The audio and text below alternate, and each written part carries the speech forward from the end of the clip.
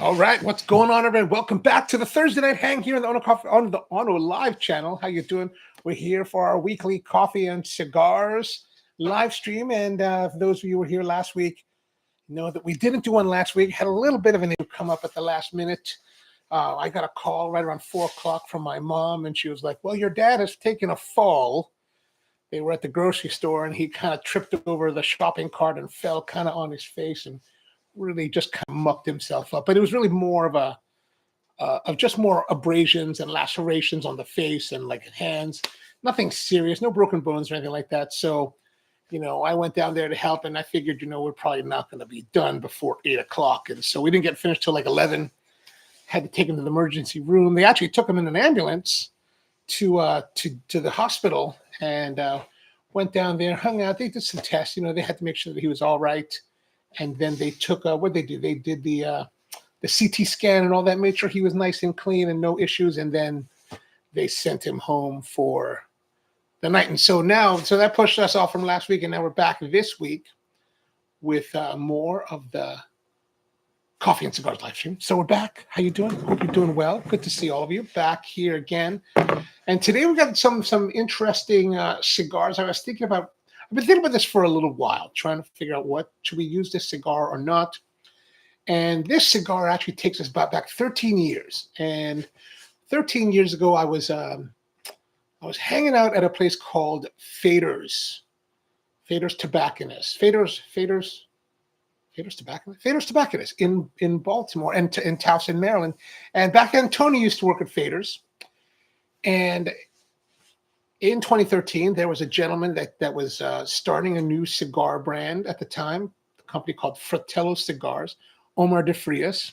And he happened to come in one day, and I happened to be there, and Tony was talking to him. He introduced me, and Omar and I got along really, really well. And, since I was really into cigars and he was really into coffee, we kind of like found some symbiosis and a good friendship.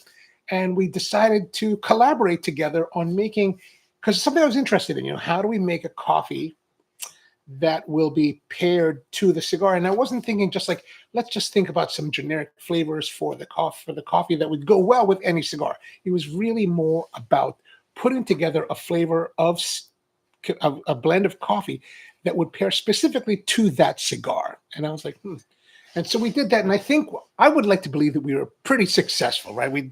I found a blend. We did some tastings. I did some tasting with my staff. I did some tastings with Omar, and we kind of came up with this blend of coffees that I think really was just really, really good. And I thought we would revisit those things, right? So back then I got a bunch of cigars, of course, for the launch, and I have smoked them all. They're all gone except for one, and I have this one right here. This is the Fratello Boxer. And it's a box pressed torpedo. Really, really a lovely. It's a lovely cigar. Back then, I really enjoyed them. It was a really enjoyable cigar. And what Omar did, Omar used to work for NASA, and he worked for NASA for many years. Was an administrator down in Washington D.C. and wanted to do his own thing. Like a lot of people wanted to do their own thing. So he decided to start to do his own thing, develop the blend. He went down to Nicaragua and started working with the Cuenca family. And I had met the Cuencas. Actually, I didn't meet the Cuencas till the year later, right? This is 2013. I didn't meet the Cuenca family until the next year, until 2014 when I was down there in Esteli. But wonderful, father and son operating the business, Joya de Nicaragua, and very nice factory. They do a lot of work for themselves as well as, contract manufacturing for, let's say, companies like Fratello or even like Drew Estate. Drew Estate works with them as well. And then one of my good friends who owns cigar shops or cigar lounges down in both Esteli and Matagalpa, they actually buy cigars from the Cuencas as well. So it was interesting that there's this whole circle of people that I knew that was kind of tied in with all of this. And so we got the cigar. This is my very last one from that release. And I don't know how it's turned out. Like, I haven't smoked one of the Fratellos from this 2013 batch in at least 5 years. Like, I depleted everything except for this one a long time ago, and I just been keeping this. I've been keeping this in one of the humidors just because, posterity, and I wanted to savor it for something. Who knows what? You know how we hold on to cigars? We don't know why we're holding on to them. We just hold on to them and talk about maybe we're going to go and do something with them. I don't know. It's it's a very strange thing, right? So we've got this cigar, and I also have some coffee. Hold on now. So here it is. This is the Fratello coffee, cigar blend coffee, in the original packaging with the original shelf box. So a bunch of, Omar had a bunch of these made, and in 2013, these boxes, and I got one, or I got two of them. One we kept at the shop, and this one I kept as my posterity, and I ended up putting 3 bags in it I just put 3 of the bags here because I thought, well, if I'm going to have this, I might as well have these. And these are actually coffees from that 2013 release. They have never been opened in 13 years. So I figured, you know what, let's try aged coffee or aged cigars with the aged coffee. Why not? Who knows? George is with us. What's going on, George? George says, might be faded by this date. It could be. It could very well be. And I'm not going to think that we're going to have great or just, stupendous excitement from this, because I've been, aging cigars for many, many years now. And I've had ups and downs. Sometimes you get a cigar and it just, over the years, I would have I bought a lot back in the 90s. I bought a lot of Arturo Fuente, right? And a lot of Green Label, a lot of some Don Carlos, a little bit of Opus X, and they would just sit around. And I remember one time, maybe 10 years into one of the ages, I smoked one, and I was like, oh, because you put it away because you think it's gonna be awesome. Like you're aging these cigars so they can be epic, right? And then I remember I'm smoking this one day, and I was like, it was anything but epic. It was just flat and kind of boring. And I was like, oh my gosh, I have been sitting on these cigars for 10 years. I've got a whole box of them left, and now they're just no good. And I was like, oh man. So I didn't touch them again for 2 more years. Finally, I came back to it, and it was actually had improved. So I think there can be some kind of, sine wave, fallow, high points, as they age. So maybe this will be somewhere there. I don't know where it's going to be. I don't know. But this has been kept in a humidor under hopefully good conditions for the last 13 years. The coffee has not. The coffee's just been sitting in the bag on a shelf in the house for 13 years. So, and George Shevins with us. What's going on, man? How you doing? Yeah, man, we missed you at the oyster roast. Oh, well, that's what I wondered. Will the coffee also? Yeah, the coffee is of that era, of that date. Though you can, I don't have. Oh, you know what? It's interesting because it says here 418, which means that this was roasted April 18th, 2013. And is that my signature? I don't think that's my signature. I think that's one of our roasted signature. But here it is. We've got this coffee, and you can see here there's the bag, Fratello Cigar Blend coffee. It's really simple, just this kind of nice, simple. This is our old bag, so we had a little bit of story about the cigar. So put a little bit about the different blends. Oh, here, look, it says here. Oh, wow, this is interesting. I'm going to have to take a photo of this. This is crazy. So here we go. This is the blend. Oh, actually, maybe this is from 2014. Maybe we didn't release till 2014. I think maybe we met at the end of 2013 and into 2014. So April 2014. Okay, so April 2014, then I would have met the Cuencas by this point, because I met the Cuenca family in March of 2014. Or maybe this is when I was away. Who knows? Anyway, we've got different coffees. 1, 2, 3 coffees. There is the La Quemta G4, 40% of that. The Las Mercedes Pina 74, 40% of that. And El Socorro Matazano 41 at 20%. So these are, La Quemta G4 is actually an Ethiopian coffee. Las Mercedes Pina 74 is a Salvadorian coffee. And the Socorro Matazano, I think that's also Salvadorian, if I remember correctly. Oh yeah, yeah, no, no, Guatemala. The, Socorro is Guatemala. So Ethiopia, Salvador, Guatemala, and importer producers Samuel Demis, Roberto Dumont, and Juan Diego de la Cerda, all of which I worked with over the years. Varietals are Ethiopian heirloom. Most everything in Ethiopia is what they call heirloom varieties, mainly because they haven't really figured out what they are. They're just kind of this old school coffee that grows in Ethiopia, so you just drink it. The Bourbon is the Las Mercedes Pina 74 is a red Bourbon coffee, and the red Bourbon is interesting because red Bourbon is actually very, very popular in El Salvador. Like that is like El Salvador's like historically has been their main coffee crop for many, many generations. Then we've got the orange and there's also orange and yellow Bourbon. Those are from the Dumont, the La Cerda family's place in Guatemala. And then, oh yeah, here's a little note here. It says roast, post-blended medium roast. So there's different ways that you can blend coffees, right? So, and there's two general ways of doing it: post-roast and pre-roast blending, meaning that let's say you could take the coffees green, mix them together, and roast them, or you roast them individually and then blend them together after roasting. So this is a post-roast blend. Back then, I was really into post-roasting blending, so that makes sense for it to be that at this time. Like it's interesting to look at this now because it's been so long. I haven't really thought about it, so it's like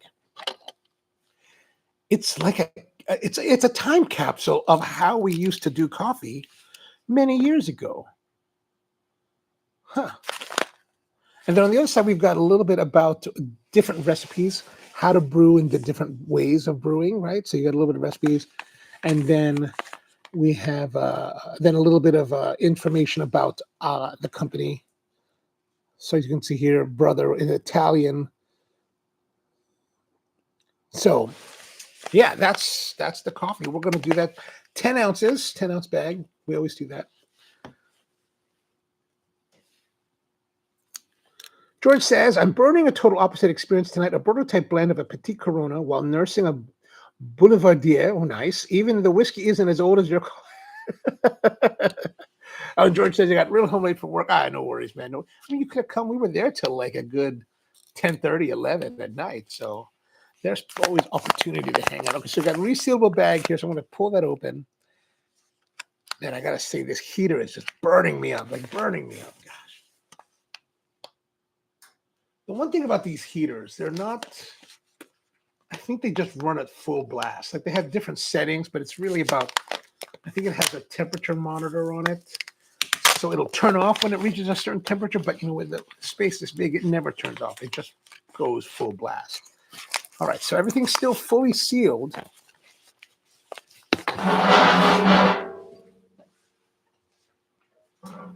Gosh, that's killing me. Killing me. George says, thanks for the backstory. So interesting at the inside story. I first recall the first time we met at the Leaf. You just dropped, oh, nice. Oh, that's right. Gosh, that was a good time. It was such a while ago now. So much has happened over the 13 years since we did this. All right, so let's just cut it open here. Let's see is there any aromatics left? A little bit stale smelling. Oh. Huh. A lightish kind of roast. Interesting.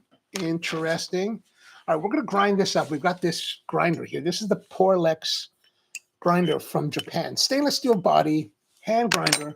But this one, Porlex is really known for their ceramic burrs. So it's a ceramic conical burr grinder. And I just use this to turn it.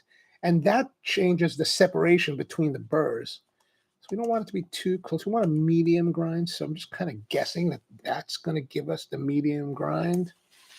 And then the nice thing about these is that pretty much if you fill it up, it's right around 24 grams. So we're not going to worry too much about being terribly precise on the 29 grams, on the 24 grams.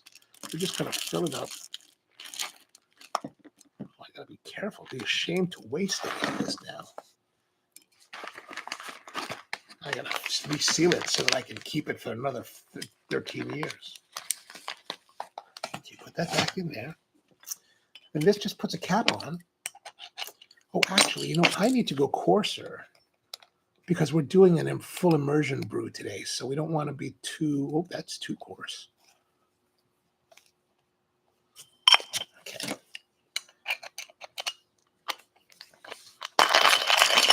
With that heater so close, you have been being roasted. That's true. Andrew says, we'll do a little Oliva Melanio with Balvanese double wood, but don't know how long I'll be able to. Oh, I understand. It's not. It's chilly. It's not terribly cold, but if you don't have a fire, it does make it a little bit more difficult. I was outside last night burning a fire, but it was a little bit warm. I think right now when I looked before I started, it was like 40 degrees. Now I think it's yesterday it was like 44 degrees. Oh, almost done. George is asking, I'm using the hoop. No, we're going to use the immersion brewer, which is the Avid Clever. The Clever brewer.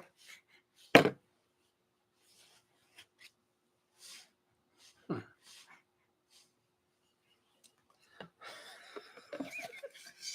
13-year-old coffee. I can't say that it smells great. But we're going to see. So I don't know if you can see that too well. There's the coffee. There's the grinds. Right. I'm going to put it all in there. Yeah, that's fairly coarse, but not bad. And then what we're going to do is we're going to take this. I've got the hot water all ready to go. And the nice thing, we're just going to fill it up.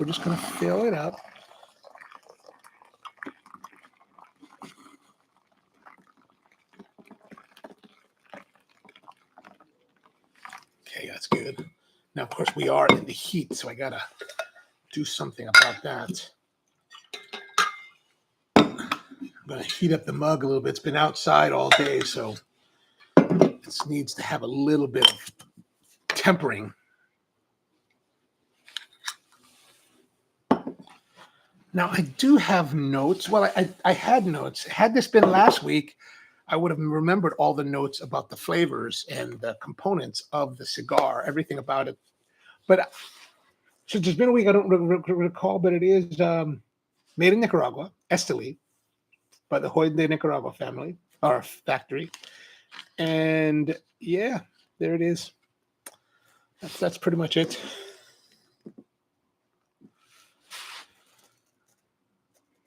Andrew says, here's a damp cold hitting me worse than a dry 20. Yeah, the rain, it's raining here. Definitely the wetness makes it a little bit more difficult. That's what I noticed even here in the garage. I was like, it's chilly. It feels quite cold. So I understand, man. I understand. Yeah, but like definitely if you have a fire, definitely you gotta have a heat source. Otherwise, it's just misery to be outside. I think. I don't know. Maybe I'm not. So how was your guys' week? Anything happened to interesting? Oh, it's been 2 weeks now, but how's everything going? Hope it's been going well. Like I said, last Thursday was rather interesting, but everything is good. So nothing's wrong now. So that's a good thing. That's always a positive. What have I smoked this week? I've smoked a couple cigars. I finally, about over a year ago, Mom gave me a whole bunch of cigars, a lot of which I used on the show for different things, but then I finally have smoked through them all. Like, I finally finished the last one. Very nice. Thank you, Mom. That was really great. Those are great cigars. Now I'm running out. I'm actually not running out, but I just feel like I'm running out of stuff to smoke in the immediate term. So I gotta restock, or I don't know what I'm gonna do. I don't know. Gosh, it is chilly, man.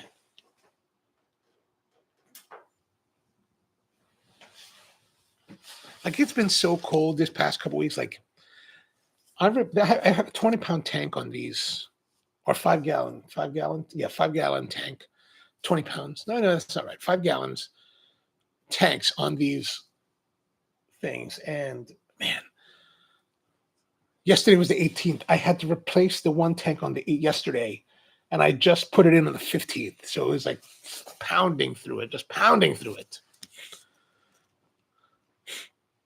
Mom says, glad you enjoyed it. Yeah, man. Thank you. Thank you very much. Thank you. All right. I think we're almost there with our brew.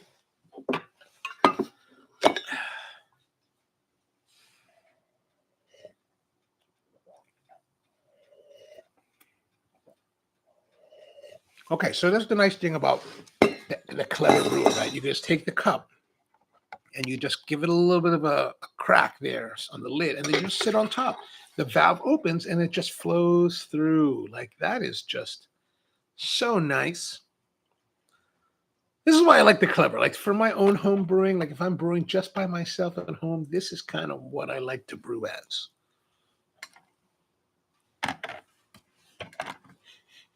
Yeah, it doesn't. It smells like a coffee whose prime was a long time ago.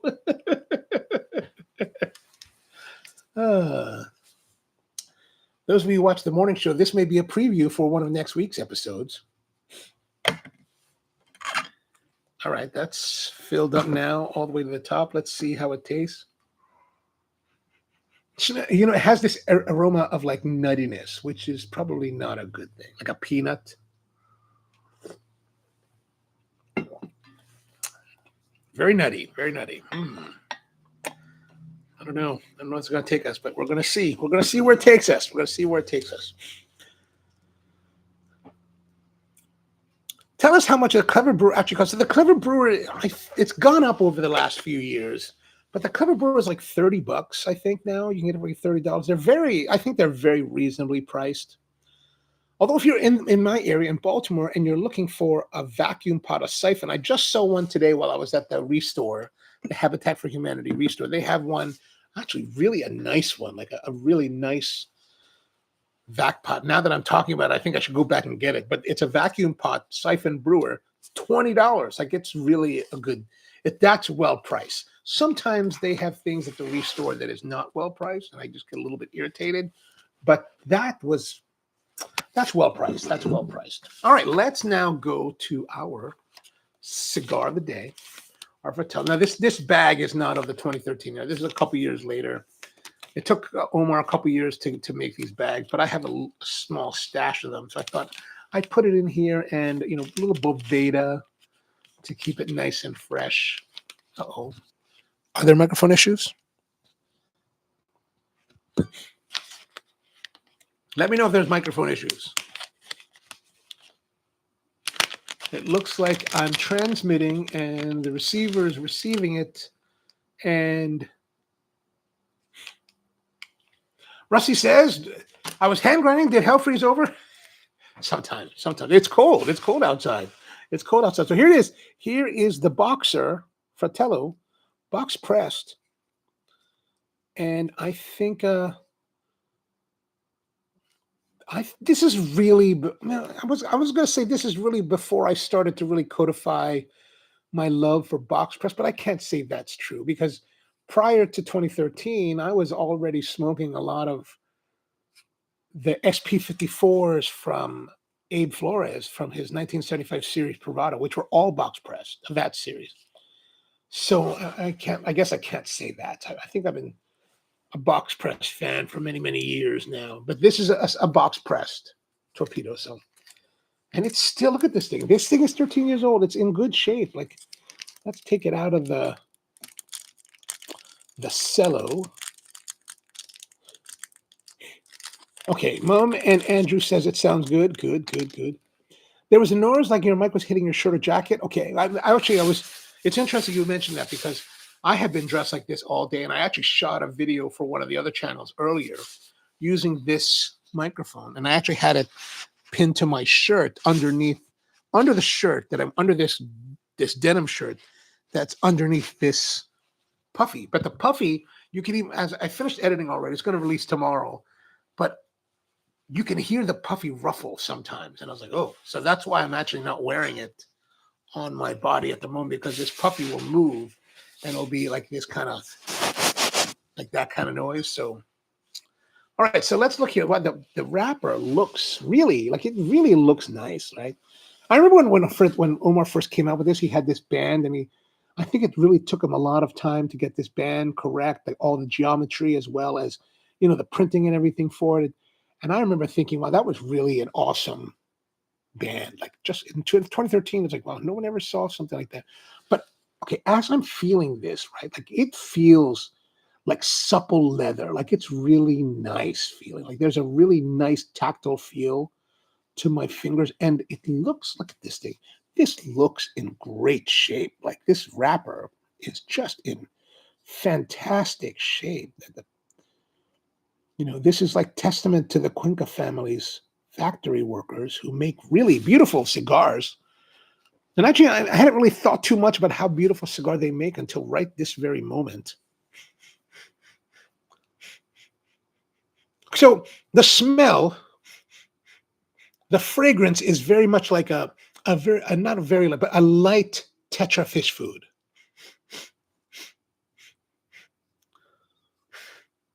A little bit of like seafood market and tetra fish food. But the color is really nice. Let's put this color here. All right, now time to cut.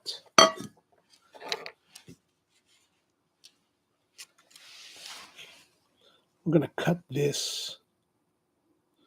The one thing that I don't like about using the laptop that I notice is that it seems like the exposure will jump lighter, darker, lighter, darker. Let me know if that you see that. Okay, I feel like that's a little bit too. I feel like it's too narrow. No, I'm going to leave. Oh, I want to cut it more. I want to cut it just a little bit more. I'm not even cutting it that much more, but I just feel better now. I feel better. Draw is very easy.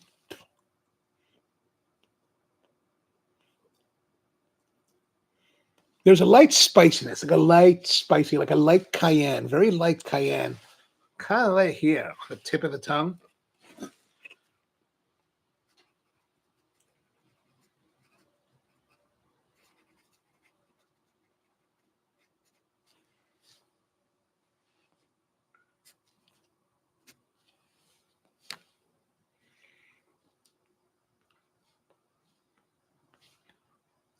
Definitely like a cayenne paprika kind of character on the cold draw.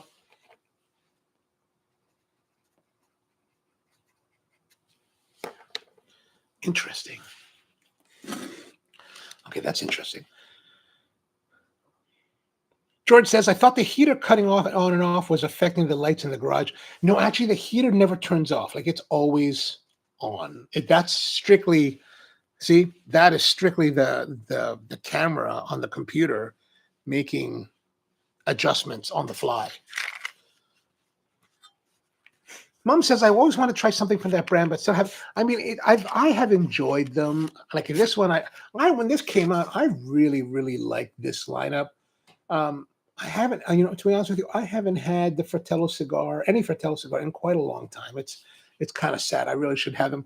I haven't even had the new one, the one that's like meant to be based or meant to be, taking its theme from the lunar lander. But wow, there's a really nice spiciness, like a low key spiciness on the cold draw. Like, oh, that's actually really nice. Gosh, I'm gonna share that's like 875.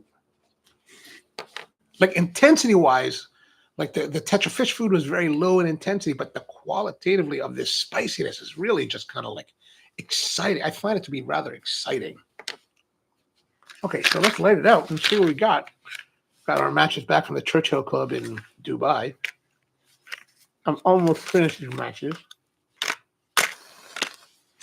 But they're super thick, right? They're super thick. Sometimes you get matches and they're thin, and the sulfur or whatever this stuff is just weak. These are quality. Mm.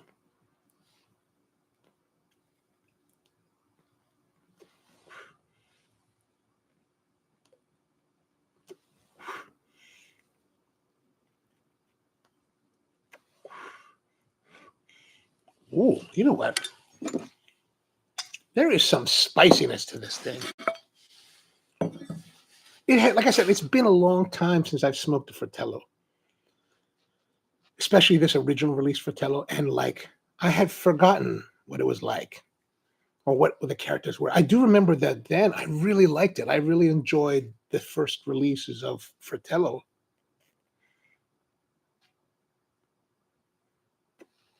And man, 13 years later, wow, it's starting off really well. Like it's got good flavor, good pronunciation, a little bit of spicy, but good complexity. Like it's very, wow. I'm really, really surprised. Like I was expecting like the coffee, like it to be like the coffee, where it's just kind of like not quite what it was.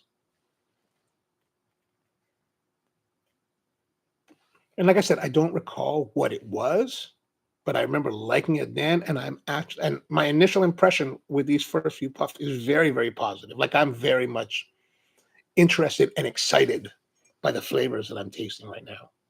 There's good spice, there's good complexity. I mean, it's just interesting. Like, you know how you try a cigar and it's interesting. You're just like, this is interesting. And you want to pay attention to it. Like this is starting off that way. Will it continue? I don't know. Hopefully. It'd be very surprising. Tony says, try the Arlequin series in either the Connecticut or the regular. They're both phenomenal. Also, the Nevera series in Verso and the Corona Gorda. I'm going to have to try those myself because I haven't tried these cigars in quite a while. Quite a while. Check to see if the matches are made in India. You know, I wonder if they are. Does it say? It doesn't really say on here. Probably. I mean, my friend who took me to Churchill's, not that he's part of the ownership, but he just took me there. He's from India. No, it doesn't have any markings of origin, unfortunately, but it wouldn't surprise me because, you know, Dubai, India is like next door. Like if I was in Dubai, like I remember my friend told me this like one year, that one of the first years that I went there, and he was like, yeah, man, you're going to go to India? And I was like, no. He's like, oh, you have to get a visa to go in there. And I go, why? How far away is it? Turns out that from Dubai, Mumbai or Delhi is closer by air than Baltimore to Los Angeles. It's like 3 hours away. And I was like, what? It's 3 hours? It's like, yeah, man, it's really close. So chances are these matches did come from India just because of the proximity of Dubai to India. It's just across the ocean. You're like, what? And the small ocean, the Gulf or whatever, the Indian Ocean. They're just across the Indian Ocean, just right there. But it's one of the few countries where, wow, man, there's really some good spice. It's one of the few countries in the world where, as an American citizen, you do need to get visas. So it's like, so there's like India, Russia, I think Brazil. Did I have to get one in Brazil? Can't remember. Vietnam. I made that critical error a couple years ago and had to cancel my trip to Vietnam. Wow.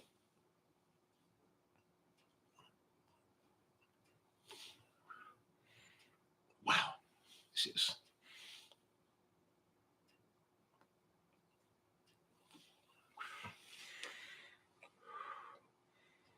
Mom says, I'll look out for the other because I hate. Navetta Inverso of the two Navettas is my choice. And then George says, the old Davidoff cigar matches were handmade in India. Nowadays, they're all from China, so they are thinner and use a different compound at the stick. Oh, you know what? I have some of those old school Davidoff matches. And actually, it's funny. I think we talked about something similar to this, but the Davidoff matches, and you would know this better, George. Well, the Davidoff matches, they looked like they were cedar, but they were just dyed wood. Is that correct? Or the actual cedar? Because we always, you know, everybody said they were actual cedar. And I remember the first time I was introduced to those was in like in 1997 or 1998, 98, I think 98, 97, whatever, somewhere around there. I was working on a movie called Enemy of the State, and Tony Scott, we talked about Tony before. Tony was a director, and Tony was the one that introduced me. He's like, hey, man, because we all smoke cigars on set. It was really great. And he was like, these are the best matches. I was like, really? Yeah. And he gave me a box. I was like, oh, all right. And I was hooked. And I think they were like $5 a match. In 1998, you're like, oh, I'm going to buy $5 matches. Gosh, I'm not making millions of dollars like Tony did.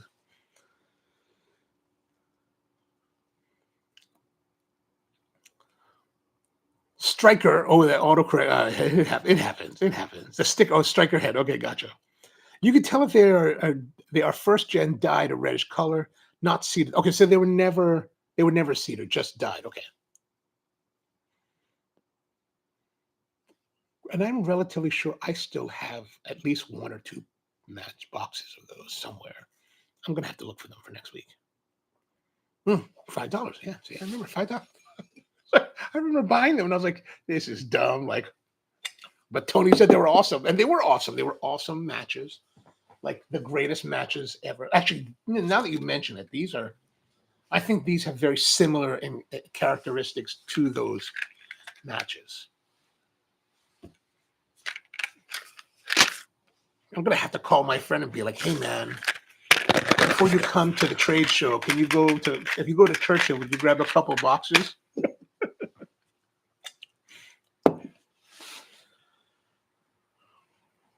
Yeah, okay, so we're starting off, and wow, I am surprised. Pleasantly surprised. Like I said, I wasn't sure what to expect, but certainly I was not expecting to be wowed. And I will say that it's a wow kind of moment because it's like flavor, complexity, interesting, journeying, that you're going on here.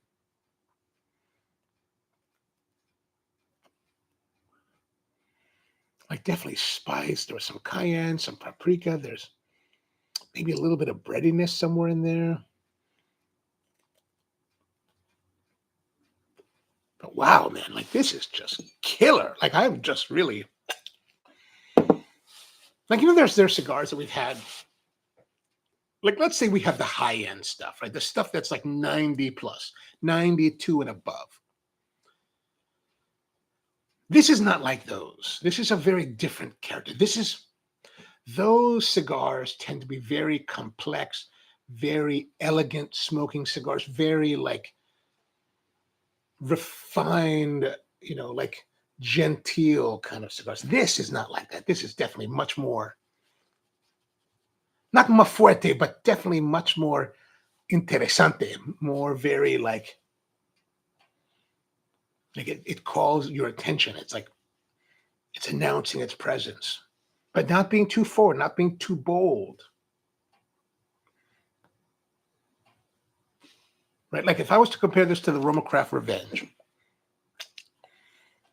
the Roma Craft Revenge is a very brash kind of cigar. Like I think Roma Craft, I would generally say that their flavors tend to be rather brash and forward. This is not that brash. This is like, if this is brash, this one is like here, like down, but still very like complex and interesting. Like I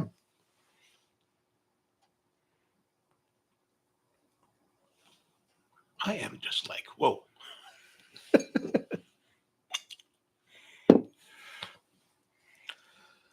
Huh. Interesting. All right, let's try with the coffee now. That's this old busted coffee. Definitely very peanutty. Like this is like, it's a lot of peanuts. That's kind of all that it is. That's kind of all it is. Like it's definitely nowhere near the coffee that it was back in the day. Like just reading the notes of the coffees, the La Kempta G4, which is a very beautiful, like fruity, natural processed coffee. And then we've got the Socorro, which has this really lovely, like chocolatey character to it.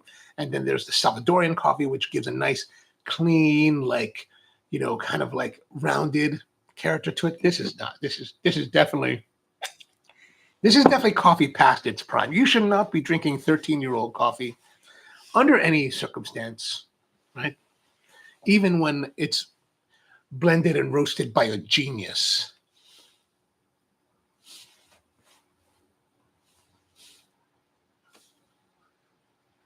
But the nice thing is that the coffee, I would not say the coffee is detracting from the cigar. But the cigar so far is standing up well on its own.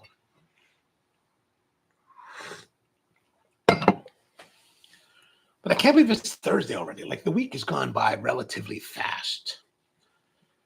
And I've been mainly at home, just kind of like hanging out, writing. I have started to get prolific, or at least make regular postings to my Substack account. Substack, I think it's substack.com, Ono Coffee. If you're interested, it's all it's going to be mostly coffee musings, because I kind of decided to tie it more closely to the coffee Q&A live stream, the morning show. So kind of like what we talk, the topics of the morning show will be kind of informing the topics of the Substack entries. But it's not, when I was starting it last week or this week, it was really kind of like almost highly reflective of the episodes, but it's becoming more and more like just informing them. Like today, we did a very little. There's almost nothing in the Substack entry today about this morning show except for what happened. Like I had this. I'm gonna, for those like Mom is just gonna have to. You're gonna have to bear with it till tomorrow, or you have to bear through it tomorrow because we like or just come in like later in tomorrow's episode. But like I was making a cortado today, and I had this problem with the milk bubbling and separating. It's an issue that I've experienced several times throughout my career in coffee. Like we would get milks from our suppliers, and we used to work with very like specific suppliers. And then the milk would just break, just like it would just you'd steam it, and then suddenly it would break, and there'd be no foam.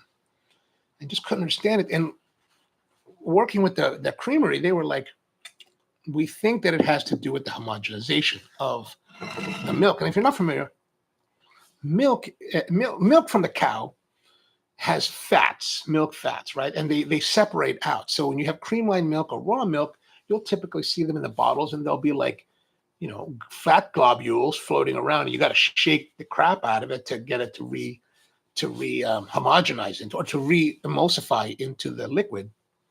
Well, homogenization is a pressurization process where they push the milk and the fat through like a nozzle. It was described to me by the creamery that there's a screen, and that screen under pressure causes the globules of the fats to essentially shear into the liquid under 2 microns in particulate size, right? So less than 2 microns, which for whatever reason, I guess surface tension or whatever, it forces that fats to remain in suspension in the skim milk, right? Because it's just skim milk. That's all that it is. And they'll do this for all the milks, 1%, 2%, regular, which is 3.5%, 10%, which is half and half, and then heavy, which tends to be 35% or above.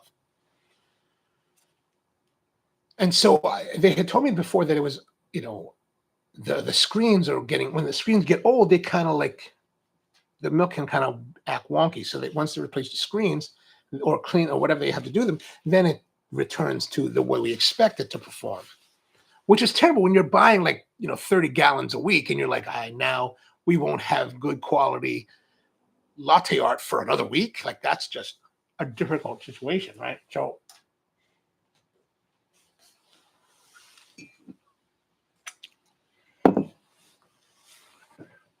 So today's Substack entry was about that, because I was going to write about the issue with the milk and how the homogenization, there's issues with homogenization. And then I was reading some other associated articles, and somebody on Reddit had posted something about like why bubbles break. And it was like dish soap. And I was like, dish soap? That can't be. But I remember the day before when I was cleaning out the pitchers, because I had used, there's a drill that we use in coffee where you take your steam pitcher, fill it with cold water, add 1 drop of like dish soap, and then you steam it, and that simulates the texturing of your milk. It's actually very accurate to learn how to do milk steaming with very low cost compared to burning gallons and gallons of milk. And I was like, and I remember that when I was cleaning them out yesterday, at one point I was cleaning them and I felt the interior was a little bit slick, and I rinsed it, and I thought, okay, be fine. And then I was like, this can't be right, right? I said, they've got to be clean. But they did have an off taste. And it had this, so I figured, I heard about this. I need to now that I've read about it, I need to make sure that's not what it is. So I went back out, pulled the pitchers, filled them with water, hit them under the steam, and suddenly they were bubbly. And I was like, oh my gosh, there really is still dish soap residue in these pitchers. I was so lucky. I was actually kind of irritated because it's like, have I been running for the last 15 years or longer with this occasional issue? And it could have just been dish soap, too excess dish soap on the vessels. I don't know if that's exactly the case, but it was certainly kind of a surprise to discover that today. And I was like, oh man. So that's kind of what I wrote about. George says we need to launch a Discord group. Oh, we do. We should do that. Oh, my goodness. So while we had gangbusters through this part, we're losing a bit of that spicy introduction. Like it was like fanfare, right? Attention. Now it's a little bit more mellow. Now it's starting to get a little bit more mellow. So we're going to see where we go with this. Of course, it could I'm just saying mellow because I'm no longer paying attention to it. I'm just talking about the milk issue. That could be another aspect of it. So last weekend, Rusty was posting, and turns out there was no mussel special. It was just a pasta special. Is there a mussel special this week, Rusty? Oh, well, actually, there it is. Well, that's very apropos. Here we are. As I'm saying this, the message comes through. This weekend's mussel special, Italian-style mussels, PEI mussels with tomatoes, garlic, red pepper flakes, and a basil-infused butter sauce. There it is. Look at that, man. My brother, if you weren't 3 hours away, I know I say this all the time, but if you weren't 3 hours away, I would totally love to come up on the weekend.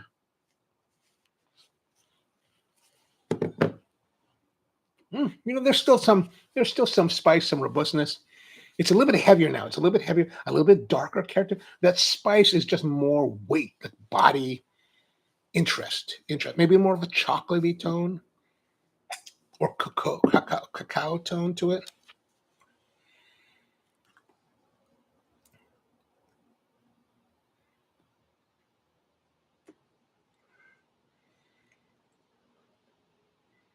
It's still actually quite nice. Like this is quite enjoyable. Road trip time. Okay, let's put together a road trip. But I can't go. Man, I can't go this weekend. I can't go next weekend. Next weekend I have next weekend gets busy. I have an event to attend in DC Sunday morning, which is I think March 1st. Something called Wood Church. It happens every 2 months, so that's a big meeting on Sunday morning. And then Tuesday, the 3rd of March, I have to be in DC again for the Star Chefs dinner in Washington, D.C. I don't know where it is. They called me like about a month and a half ago, and they're like, hey, would you come to our dinner? Because I'm a former honoree winner. And they're like, we want to get all the old guys together. We want to get all the past winners together to come to the dinner. And I was like, yeah, man, I'm going to come down to that.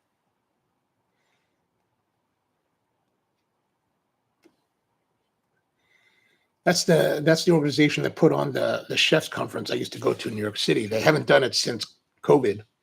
So I'm going to see Antoinette and kind of see if I can encourage her to restart again. Like, Antoinette, we need to do this again. What can I do? Tony says, so Rusty, has there been any feedback about has been the most favorite of your diners of your guests? Oh, yeah, that's a good one.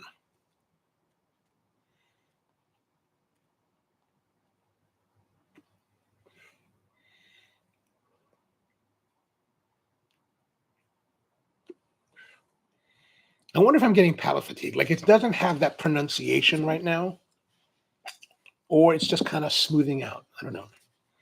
Or maybe it's just older and it's just losing that kind of punch.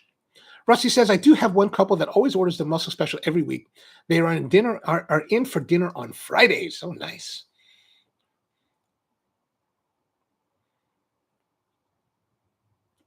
I haven't gone out to a proper like dinner outing in a long time. Man, now that I think about it, like, going out to a dinner, not just going out to eat, right? There's a difference between going out to eat and just like going to check out a place to eat, than like going out to dine, like to proper like outing. Like, I haven't done that. Surprisingly, I haven't done that in a long time. Especially when I used to do that a lot. Okay, there we go. Turning it back on because it's getting a bit chilly now. So what are you guys smoking tonight? Let me know what you're smoking. I always want to know what you're smoking. I'm going to presume that George Shem is smoking some kind of El Huehuense from Nick Manillo. Tony's going to have his Diet Cherry Pepsi, unless it's still under, some kind of like drought of Diet Cherry Pepsi.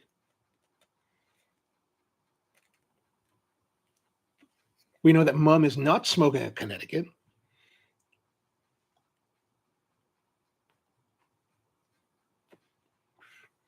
Tony says they all looked amazing. I was just curious if one stood out above the rest. Oh, actually, there's a good amount of like, what is that? It's not. That last couple of puffs had very strong characters to it. I want to say astringent, but it's not astringent. But it's not spicy either. It just got this nice presence. Tony says, still half Diet Cherry, half Zero Cherry, because I still have to finish up the case of Zero Cherry I bought, but it's all still in short supply. Oh, man, still in short supply. Have you called Pepsi about this and complained? Be like, hey, that would be like Diet Coke running low. It's like, what? How can you run low on Diet Coke? George says, Don Carlos 2020 Double Robusto. Ooh, still nursing my Boulevardier. Nice. That sounds great.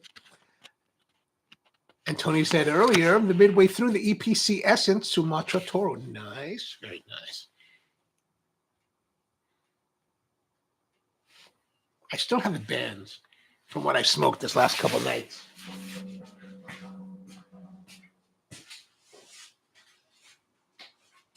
Because I have to catalog them. I still like to catalog my cigars so that I have memories of it. So last night I had the Tatuai 20th anniversary, my very last one. Thank you, Dave Knopf. I appreciate that. That was a lovely, lovely set of smokes.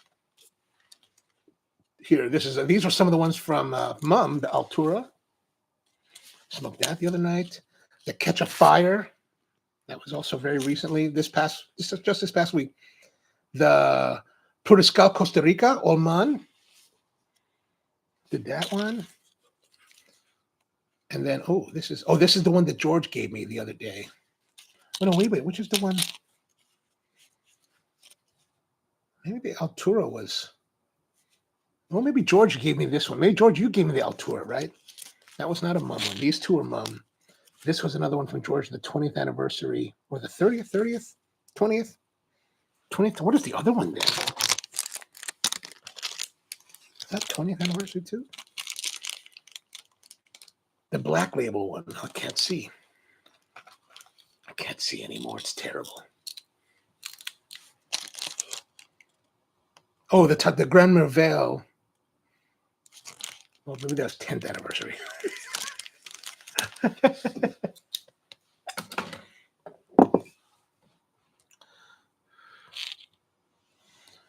I need a Humidor Notes from Cyril. I do have a Humidor. I should use it. I have one downstairs. I have one from Cyril.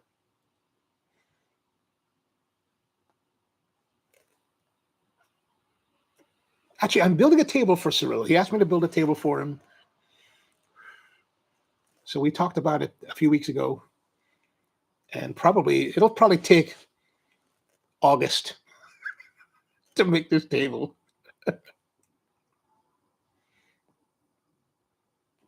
He wanted a table for his house down in Atlanta. That's where he lives now. And he was like, how about a 30-inch round table? 30-inch, okay. So I asked him some things. He wants in walnut. So the big thing now is to find the walnut, right? So the thing he was asking, like 30 millimeters in thickness. So that's just over about 1.25 inches. So I need to find like 1.5 inches material, which I have to message my guy. Like I got a local sawyer here close to where I live, and he has all of his all of his lumber comes from his own woods on his farm. So sometimes he has a lot, sometimes he doesn't have much. So I got to talk to him and be like, hey man, this is what I need. I need like 15 or 16 board feet of 5/4 walnut.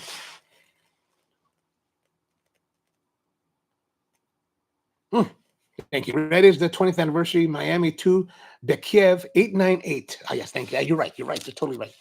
This is the one that we smoked on last Friday night, or was it Saturday night, while we were at Michael's place. Actually, I'm going to put these away so I don't lose them.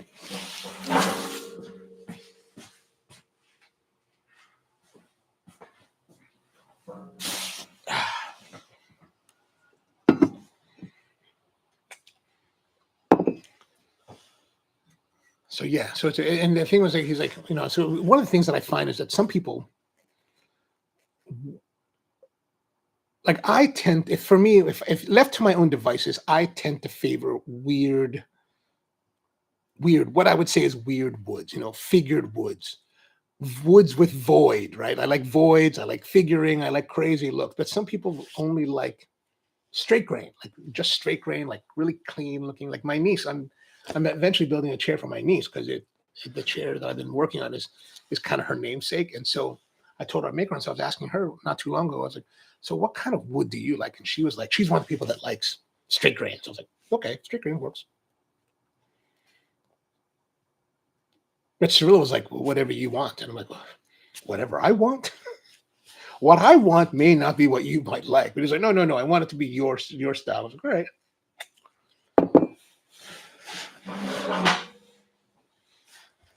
Sounds good. Not two, dumb autocorrect, or I see. I 1, not 2, 1, 1. Miami 1, Bekiev. Is that right? To be honest with you, I have not been very good at the dictation thing.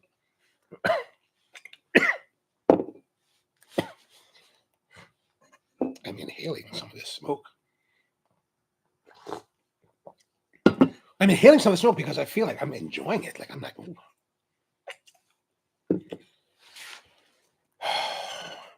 Better.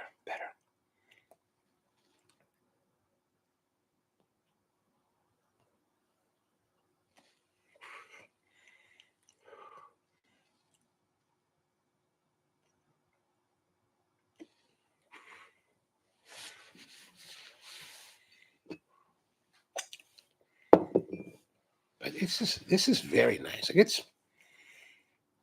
it's definitely changing throughout the smoke. Like but it's still really a nice overall experience. Like I am surprised, right? Like, and why am I surprised?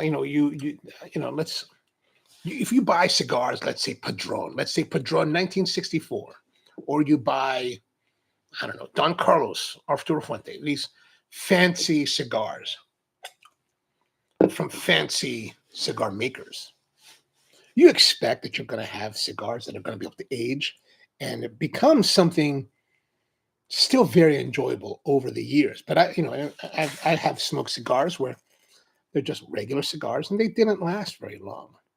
Even some of the regular cigars, like, I mean, the one that I was talking about earlier that had like that fallow period, that was a green label, regular line Arturo Fuente. And that like the double Chateau Fuente that we smoked in the past on like a few weeks ago. Sometimes they just don't they just don't do much, right? They don't really become much more than what they are. This one is actually, I'm surprised at how well this is holding up, especially since this was just, and there's no way to categorize the Fratello other than like it's a regular cigar from their regular line. This is their regular line cigar. This is their main line cigar.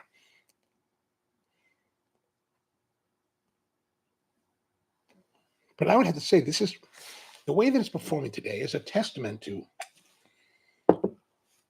how well the cigar was blended. The quality of the tobaccos that they used, they're still vibrant. A decade later, over a decade later.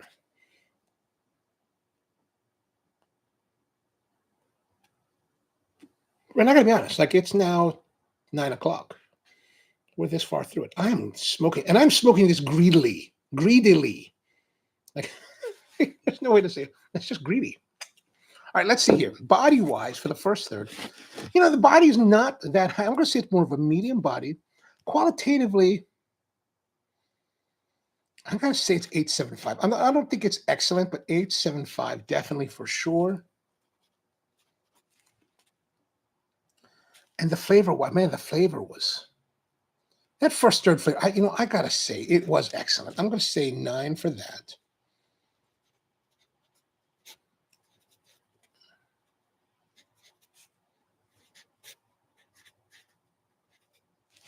Okay.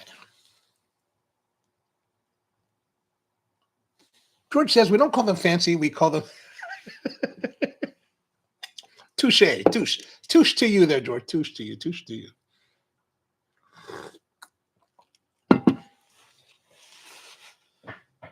I mentioned last week or 2 weeks ago that when I have the opportunity, I like to watch. I remember the name. I like to watch his YouTube channel on Saturday nights, and it's usually like fairly early in the evening. Like it's not too late. Well, maybe it's late. Maybe he finishes right around 10 or 11 at night. Maybe 10. Bliss Cigar Company. I found him because I ran it. I caught his stream last Saturday night. I was sitting outside, and I caught the very end of it, like just the last 5 minutes before he signed off. But yeah, the Bliss. He's the guy that rolls cigars on live online, and and I'm mentioning that because I was just thinking like, we do this every Thursday night, which I'm very grateful for. But I was just thinking, I wonder what it's like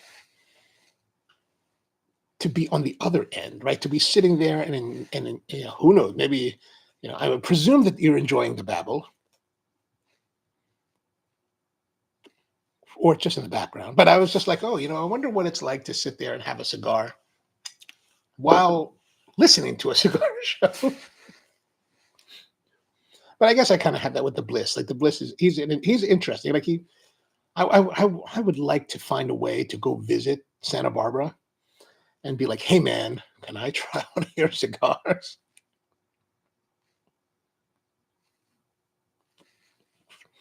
George says, pause. Oh, pause with the smoking. I don't know, man. It's like, here's the thing. It's like sometimes when you puff really fast, like it starts to degrade. Like I'm not experiencing a degradation in the flavor, but I will take a pause. Let's put that down. Let's take a break. Let's take a break for a moment. See if we can just have a moment here to let it catch up. But like, yeah, sometimes when you puff hard on a cigar, it gets kind of hot. It gets kind of, tarry. It gets not so pleasant. So far, this thing has not been disappointing.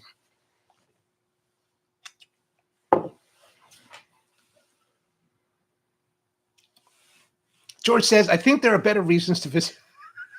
It's just the problem with Santa Barbara. So far away from LA. Like I'm supposed to go to San Diego kind of early part of April for the coffee trade show. Actually, I'm kind of irritated because last year I went and they gave me a press pass because I have the channel. They denied my press pass request for credentials this year.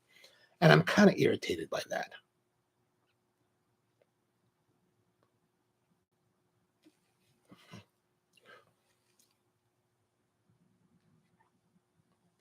But I think it's probably because, I'm not a team player. Like, I tend to like be rather frank in my observations. Like last year, the Specialty Coffee Association kind of usurped this other organization and like totally stole one of their programs and forced them into it. I talked about it in one of the live streams. It was pretty frank about it. Like this is what I saw, this is what I was told, this is what we've heard, which doesn't make them look very good. So I think they just don't like. They're the kind of people that don't like that kind of thing. So, and they're kind of like more. I tend to see them as being as sensitive as our current president. George says, if you want to watch a cigar chat, try this Sunday night. Check out El Oso Fumar while Bear and I discussed it. You know what? I've seen your stream briefly, and unfortunately, it's always at a time when I don't really have, because you guys do the Sunday night El Oso like pretty late, if I remember correctly, right? Like pretty late at night, and I'm just not. I'm usually like not smoking cigars on. Usually, I don't smoke cigars Sunday night, so. I need to find the time, and maybe we'll try to catch it this week. And it's only on what, Facebook? Is that correct?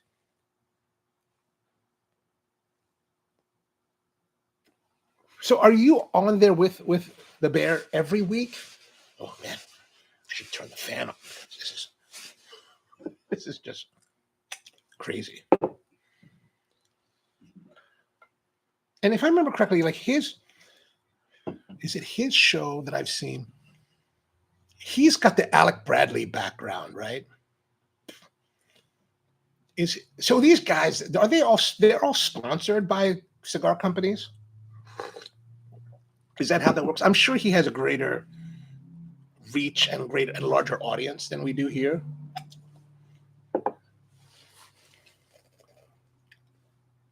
But I kind of like our smaller gathering. I think it's a little more relaxed.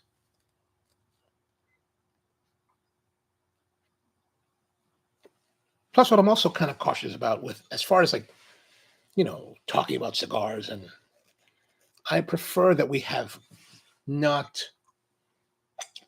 stay outside of corporate influence, right? Like, because, if cigar companies give you a lot of support, there is that trend that you want to be kinder to their product, and I think that's well founded, right? Meaning that like, if a company supports, a program, then they would naturally expect that the program would be complementary to their brand. I'm taking the band off, by the way, just because I feel like it. So I am traditionally careful about that. Actually, one of my friends who's a YouTube creator just did a video. I was watching his video today. A guy named Tom Buck. He's based outside of. He's based in Coachella, wherever they have Coachella. He's based there, and he was talking about affiliate links. So a lot of YouTube creators will have affiliate links where there are links to products that the creator may be featuring or maybe talking about or something like that, or maybe have them. And most of my videos have affiliate links, right? So I have affiliate program with Amazon. So you'll see, especially maybe not so much on this channel, but the other channels. If you see the videos, you'll see these affiliate links. Basically, if there's a product or something that's featured or I'm talking about it, I'll include one of these affiliate links in case you want to look at it. And what that does is that if you click on these links, let's say the Amazon link, and I think how it works is that if you click on that link, it'll take you to Amazon, to that program, to that page, to that product. And if you click on it and you go there, whatever you buy over the next 24 hours will kind of be credited towards me. And meaning that you get like, I don't know, some small, tiny percentage. I mean, like my payouts from Amazon are like $2.30 per month. So it's very, very small. Like, I don't even know what's happening. Like, if you direct deposit $2.36 into my account, I don't even notice it, right? It's just like, I have no idea that that's there. But he was talking about today, he was like, there's a difference between someone that makes a video that includes affiliate links for products that are, included somehow in that program versus the creator that has an affiliate link that makes a video specifically to sell that product, right? They're like, I got an affiliate link. I want to promote this product. So there's a little bit of a different approach. Not necessarily there's a difference in ethics, but definitely, certainly, the way that sometimes people represent that can be maybe bordering on unethical. And I always try to stay away from those kind of things, like, because I would like it to, and I prefer it when we have autonomy, so that if I think something is terrible, I don't have a second guess to like say that I don't like it or what's wrong with it. Especially since we're typically, not always, but typically, we're buying the cigars, right? We're spending the money on it. So I do believe that if you spend the money on it, you should be able to say what you want. Now, I do know people will say that, in order to know a cigar in particular, that you should try it 2, 3, 4 times. And I don't necessarily disagree with that, right? But let's say your cigar is like $13 and above. Do you really want to spend $45 plus just to say whether or not you think that it's worthwhile? Because I do believe that, and I say this as a consumer, right? And a consumer with any product, whether it's cigars or coffee or anything, that the onus, I think, is on the producer, the retailer or whatever, to deliver a product that is of a certain level of quality, whatever quality level they decide. They should be delivering on that, so that you don't necessarily have to go and reinvest more money in order to determine that, okay, I don't like it, right? So if a cigar costs $15,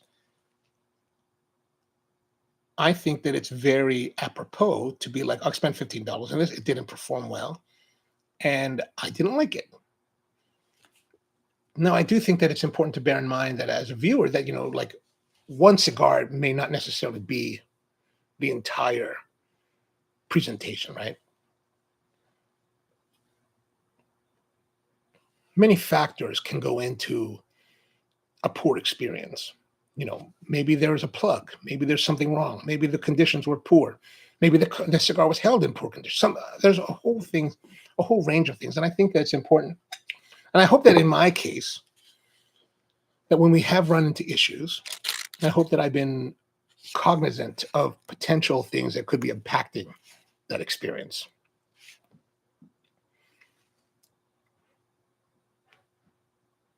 I also think that, like, when you like, and I take this is what I thought, figured out listening to food reviewers many now decades ago, is that you will, and I think this is true with cigars or coffee or whatever, that you'll have a cigar that you've tried and that you feel a particular way about, and then you'll pay attention to what someone else has to say about it, and you'll think to yourself, I agree, I don't agree, this person is right or this person is wrong, and this aspect of it, that person's completely out of his depth or completely ridiculous in his assessment on that particular thing.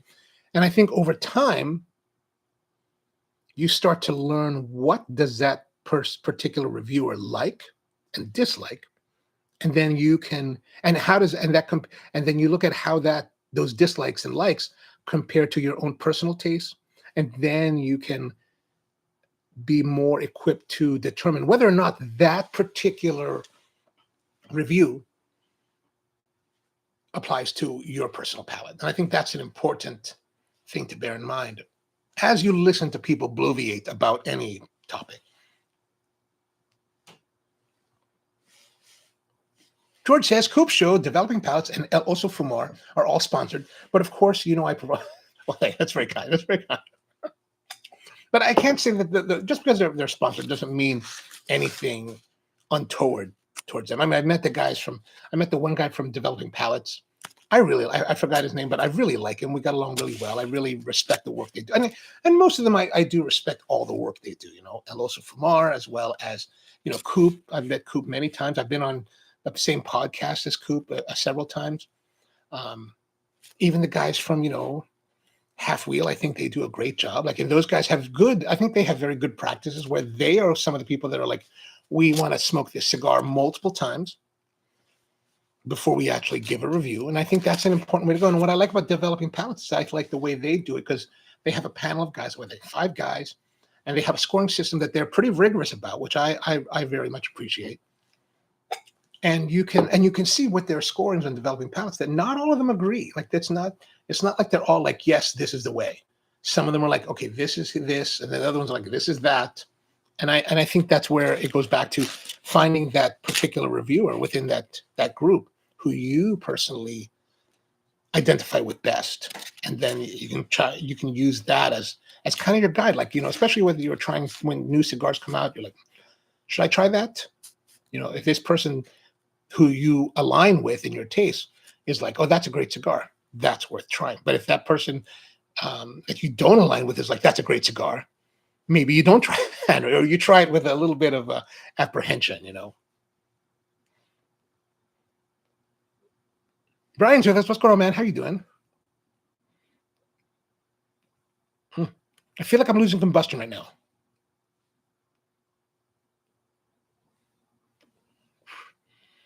Brian says, does the Faders faction recall the high-end aging humidor I won and auction off at the Mission Helpers event? I remember. I mean, you've had so many humidors that you've won that to me, they all blend together. Like, if we're going to, like, Brian has this really interesting, is it affliction? Maybe not affliction, but this whole interesting thing about him where if there's a giveaway, he tends to win the big prize. Like, I'd say 8 times out of 10 that there's a giveaway, Brian is going to walk away with something. The rest of us walk away empty-handed, but Brian usually gets the prize. Definitely, I'm losing combustion, so I'm gonna. Yeah, we're losing combustion. I'm gonna hit it with some more heat.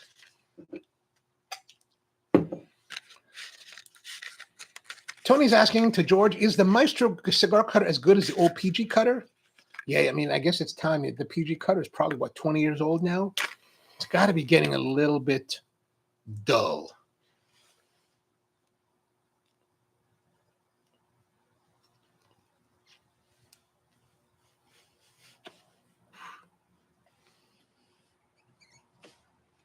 Oh, there's definitely, even though it's been like this whole cigar now, that spice, there's still that relight kind of hit a little more spiciness. Like, that spice is still there, or maybe it's coming back, but man.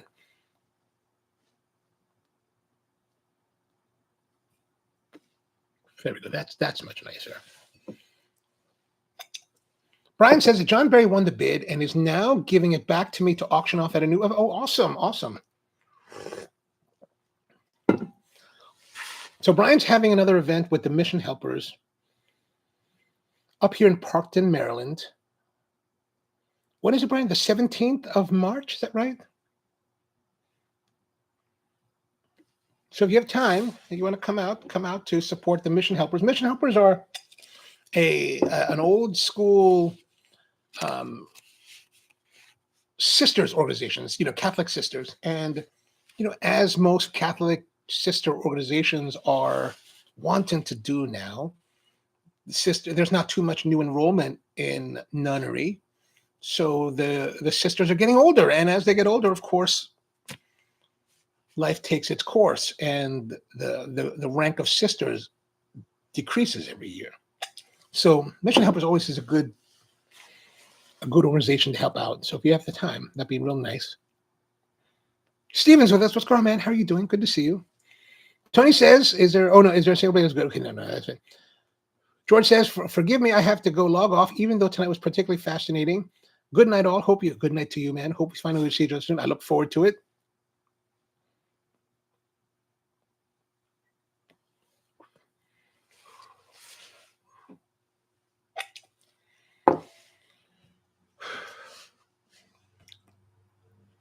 George says, I'm not a fan of any modern single blade cutter currently in the market that I've seen, at least, but there are multiple double blade options which are preferable, in my opinion. This old Cigar is still pretty good. This is now 12 years old, almost as old as a cigar.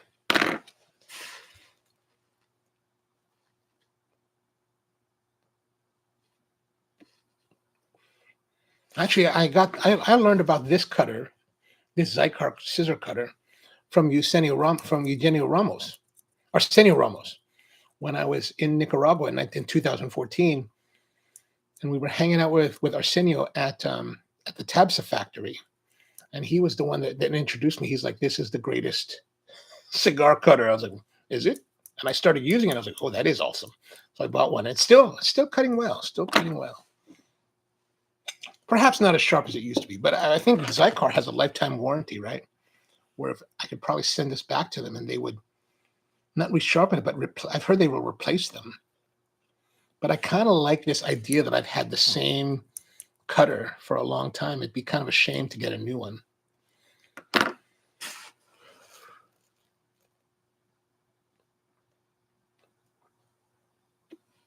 Yeah, those old PG cutters, really, really nice. Those who are not too familiar, PG is Paul Gamirian. And many years ago, 20 years ago, he had a cigar cutter, actually 25, 30 years ago.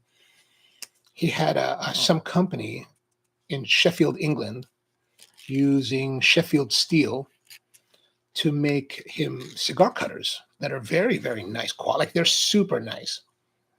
Like they're like super sharp. Like one single blade would cut through any cigar. It's really an impressive cutter. I don't think there's been anything since that time.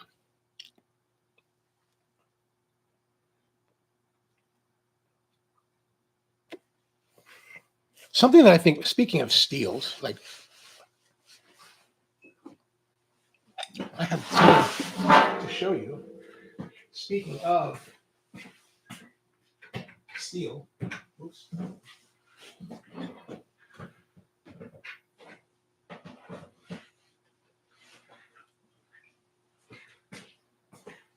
You guys know that I do this woodworking thing now, right? So I have been looking at chisels, trying to decide. I'll show you the whole of them. What I like.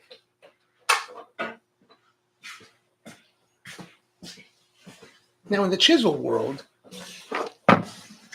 there are what people will generally call Western chisels versus Japanese chisels. There's also Chinese chisels and probably some other ones. But this one here is like your typical Western chisel. This is made in Switzerland by a company called File. And it uses this new high carbon modern steel, right? Very nice quality, very, very nice quality chisel. And then I also have this other, what's called a socket chisel from a company here in America called Lee Nielsen, also using what's called A2 steel. A2 steel is a high alloy modern steel that is, and these are actually what they call cryo treated. So they're actually treated with liquid nitrogen to harden the steel more. So there's a whole hardness rating, and the Western chisels tend to be like 55 to 58 hardness, and the hardness goes much higher than that. But most Western chisels are about 55 to 58 on the hardness scale. So very nice quality. These are very nice quality chisels, right? But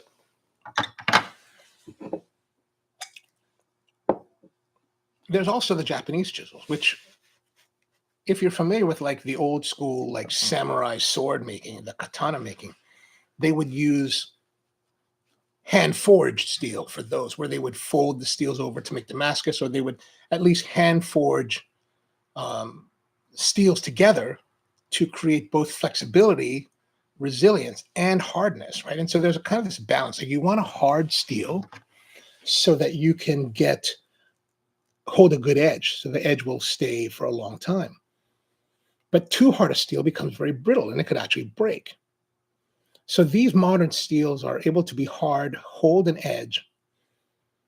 But the problem with these modern steels, that's like an A2 steel, tends to be since they're hard enough to hold the edge for a long time, it also requires a lot more work to re-put that edge back on it, to make it sharp again.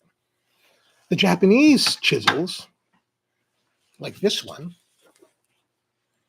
this particular one is made by a blacksmith in Niigata, Japan, by the name of Hiroki Aida.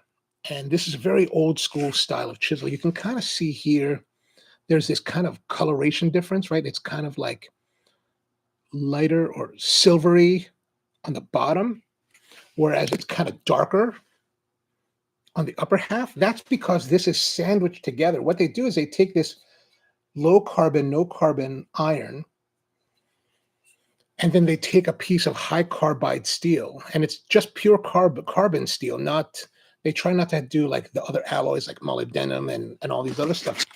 And this particular steel is what they call Shirogami #1, which is a what they call a white steel. And you basically will sandwich the two metals together and hand forge them. You basically heat them and then hammer them together.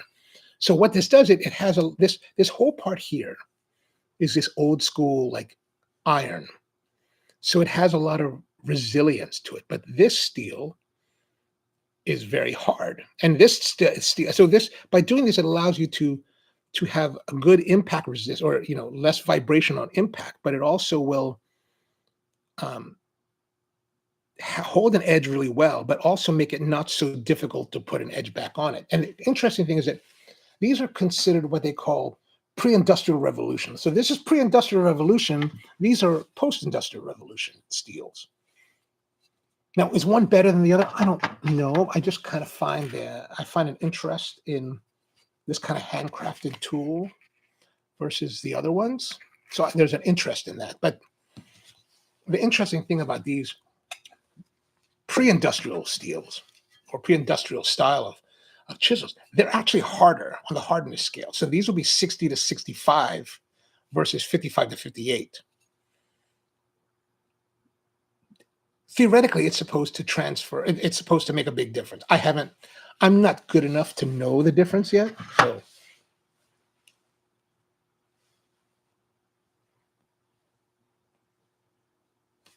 And actually, I don't know if the Sheffield steels are that were from that Paul Grammarian run. If that was, I'm presuming they're considered post-industrial type of steels, harder alloys. But unfortunately, at least from what PG used to tell us, is that by the time that we got to know him in the early 2000s, that company that he had those made from had already gone out of business. And I think they were going out of business, and he bought a bunch of them, and that was the end of the run. But I think as far as like cigar cutters, if you can find one of these old school PG cutters, they're really, really excellent. And they had two different styles. They had a really cheap one that was just in a plastic housing. It was very affordable. I think it was like $20,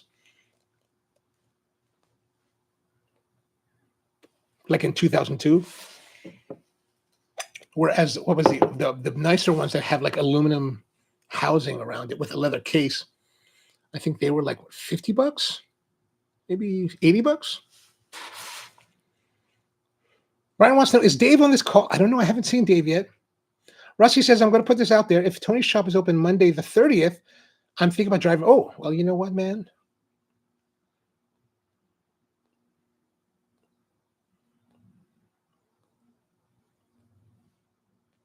I'm losing combustion. I would say that if you want, you could probably come down and we will smoke cigars. We will smoke cigars. But I do believe Monday he's open. Or Sunday the 29th. You come down, we will smoke. Or maybe meet up at Cigars. And, and that would be a nice thing, because you know what? One of my good friends now works at CI. And I've been meaning to go have a cigar up there with him, because he's been posting. He's like, I'm working at CI now. I was like, oh my God, really, dude? Troy Raynard. He's an old friend of mine from the coffee business. He has his own coffee shop in Easton. And Rusty, you know Troy. And he opened a brewery, Two Rivers Brewery. And he's been running that for the last 10 years. But unfortunately, I guess the economy has been good, so they just recently closed. So he ended up going to work for CI. Yeah, we are definitely losing combustion. And I think that it's a good time for us to give our review of the second, third, which I think the flavor at the very beginning, I gave a 9. But I don't think that the second, third was as good. So I'm giving it 8.75. but the body has been very consistent in that respect. So I'm going to say 875 for that as well.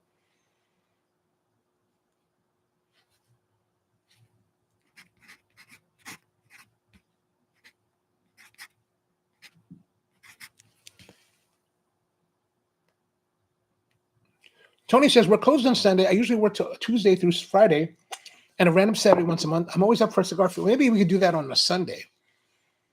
Yeah, I'm definitely losing combustion. I lost combustion. Too hydrated maybe? I don't know. It's not like I haven't been, puffing on it. Now I feel bad because I'm burning through all these matches.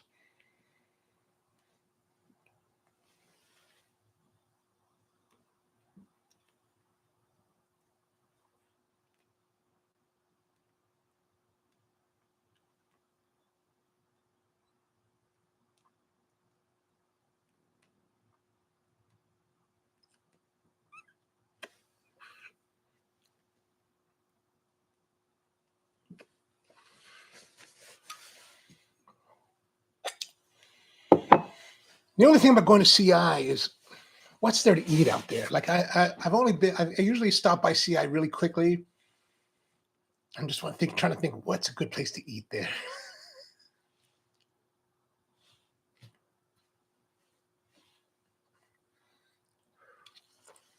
But that'd be fun. I'd like that a lot. So the relight flavor's a little bit off. The touch-up we did a little while ago started back with like a nice bit of spice. This one's very different than that. It's not as pleasant.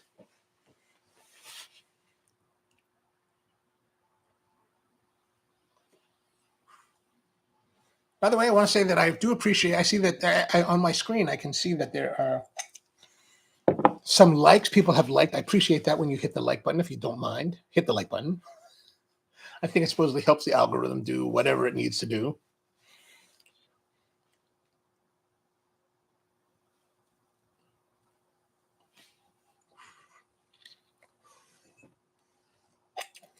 But yeah, what's that? 2.5 hours, 3 hours away to Easton? That's doable. That's doable.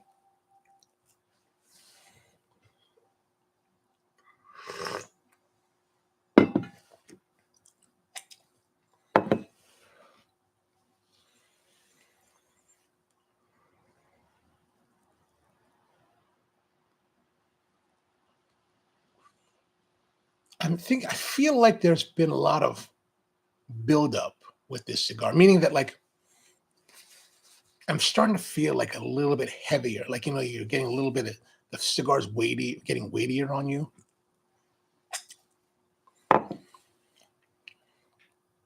Which I got to say is really surprising for a cigar of this age.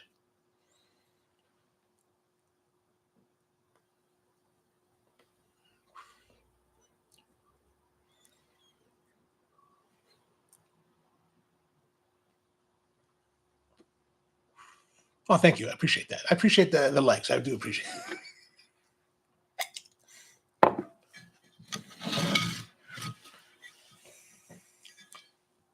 So what's going on this weekend? Anything good going on this weekend?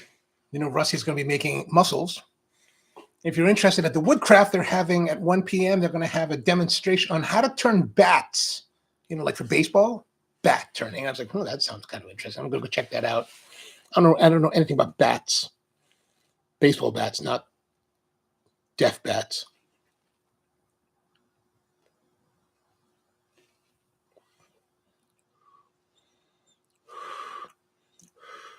Rusty says, that's the starting weekend of my spring break. Sunday would probably work best for me. Ooh, I'm going to go, so don't make me smoke alone, damn it. All right, let's plan on that. The 29th. Cigars International. I'm going to message Troy right now and be like, hey, bro.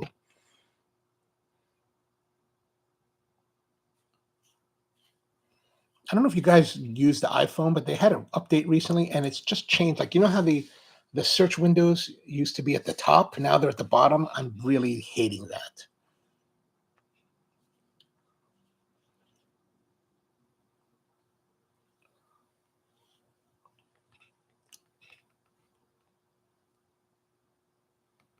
Are you working?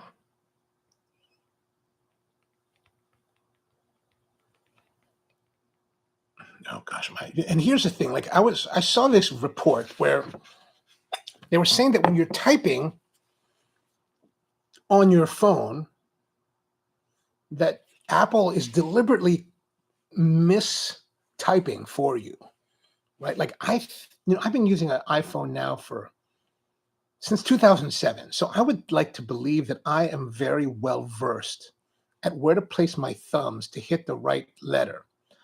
But like now, especially since I read that report, my hit rate of hitting the right letters has dropped dramatically. If you will be at CI,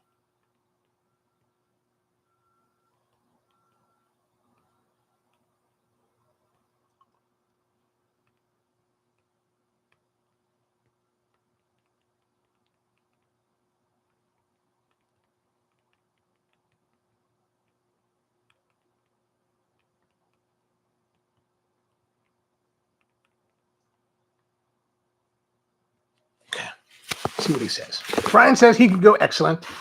It's about 3 hours. Is it 3 hours from you as well?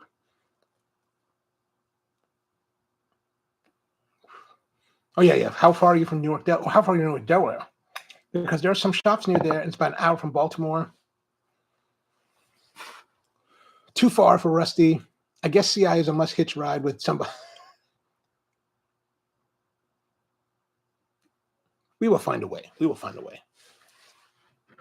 We have a month now to plan it, so that's good. All right, we'll see what Troy has to say in response to my query.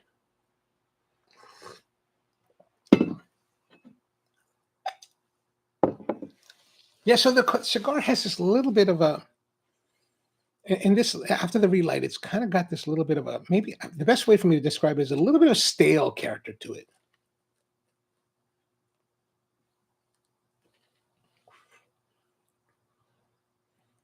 But up until this point, it's been very, very nice. Okay, so Troy just replied, I'll make sure that I am excellent.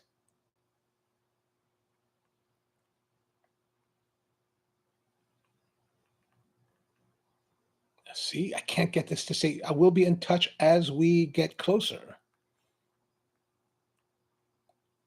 All right, excellent. Okay, let's do it. The 29th Sunday, that gives us time to like go there kind of early-ish and then just take our time and just chill, relax, enjoy cigars, have something to eat, and then have enough time to get back.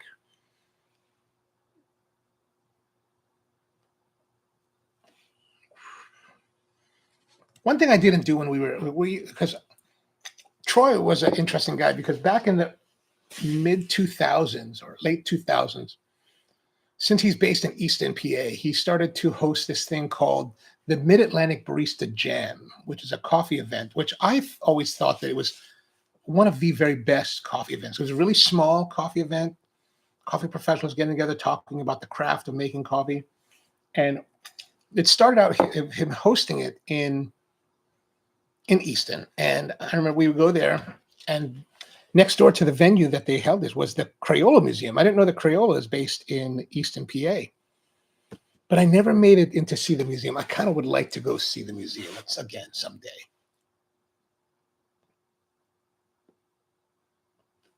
You know another place I'd like to see in Pennsylvania that I think has always been kind of fascinating to me? There's a town somewhere in Pennsylvania, central Pennsylvania, called Centralia. And it's notable because there are coal mines underneath the town that are on fire. And they're still burning to today. Like it's been on fire for like 30 years now. Like there's evidently, I think it's veins of coal that somehow were ignited and they're still burning. Like I think it's just going to burn till the end of time, or at least through our lifetimes.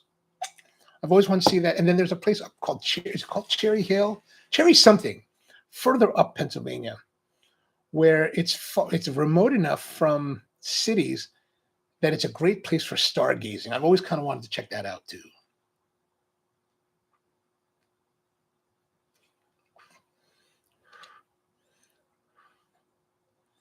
Brian says, are those the matches I gave you, Steve? Actually, these are not the matches you gave me. These are from a place called Churchill Club that I got while I was in Dubai the last trip that I was there. My friend Gautam was like, let's go have cigars. Because every time I'm in Dubai, him and I get together for cigars. And he's like, at the Sheraton, there's always Sheratons that have interesting cigar bars, it seems like. But at the Sheraton Dubai, they were like, they've got this Churchill cigar lounge. Very fancy, very nice. All Cubans, or they do have Dominican stuff too, but a lot of Cubans, but very nice, very, very nice spot.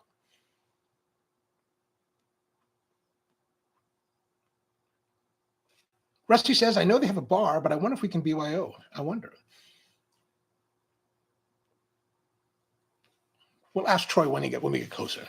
But he did say that he was going to make sure that he works, or at least maybe he won't work and he'll just come hang out with us. That'd be even better.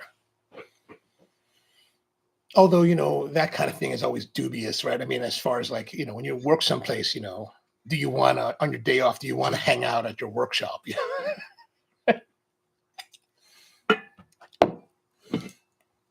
Which is kind of this topic that I have. Along with the Substack, I started doing a podcast. And the podcast, it's only 2 episodes, right? So I don't know, is it going to last? Who knows? But, one thing that they say in podcasting is that most podcasts, the majority, like 99% of the podcasts that are created in the world never make it past 10 episodes. They may get to 10. They may not even get past the first one, but they tend not to make 10 episodes. So I have not been like, promising anything because, who knows how long that's going to run. But I released one yesterday. So 2 of them now. So once a week. Well, that's the target. And my topic this week was something called Don't Turn Pro. And I thought it was a fascinating, I thought it's an interesting thing, and which kind of ties it is that, on the morning show, one of my viewers is a guy. That guy lives out in Japan. He's actually from Sacramento originally, but he lives in Japan now. And he's like, he knows people that watch the morning show. They all know that I do the woodworking thing as my hobby. And one day he was like, you seem that you're much more enthusiastic about woodworking than coffee. And I was like, well, the reality is that coffee's what I do for a living, right? That's my profession. Where woodworking is the hobby. That's what I do when I'm not doing coffee.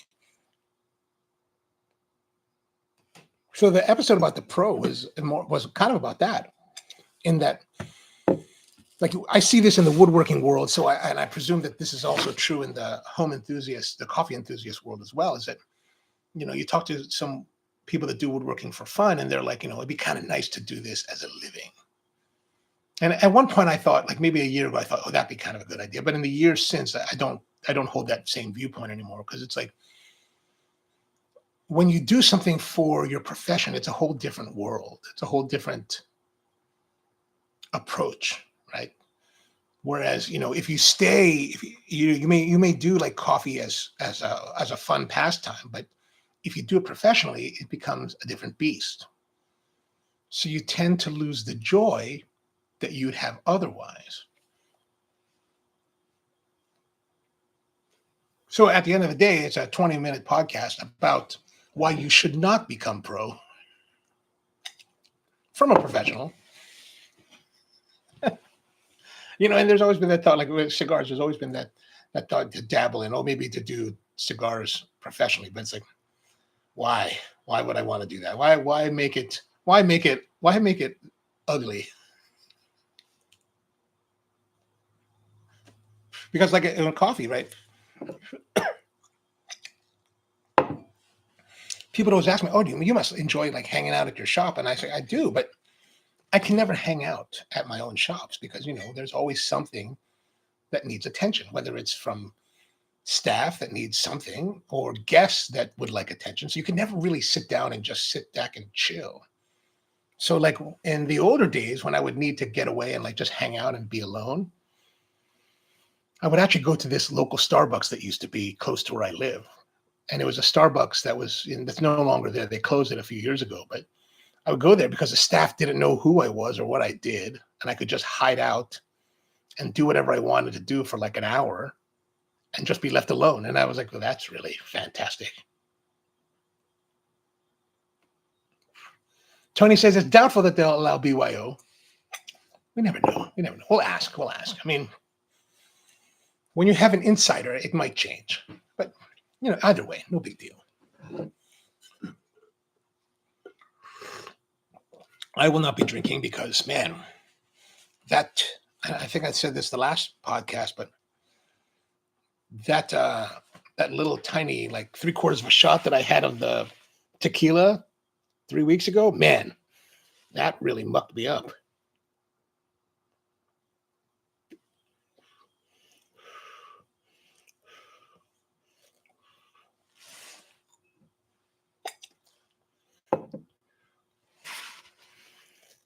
So the cigar, like I said, when I did the relight, it had a bit of a off taste, but that off taste has kind of gone away. It's still got a bit of spiciness. It's still a good cigar, still enjoyable. It's just not. It's definitely not as enjoyable as it was the very first third of the cigar.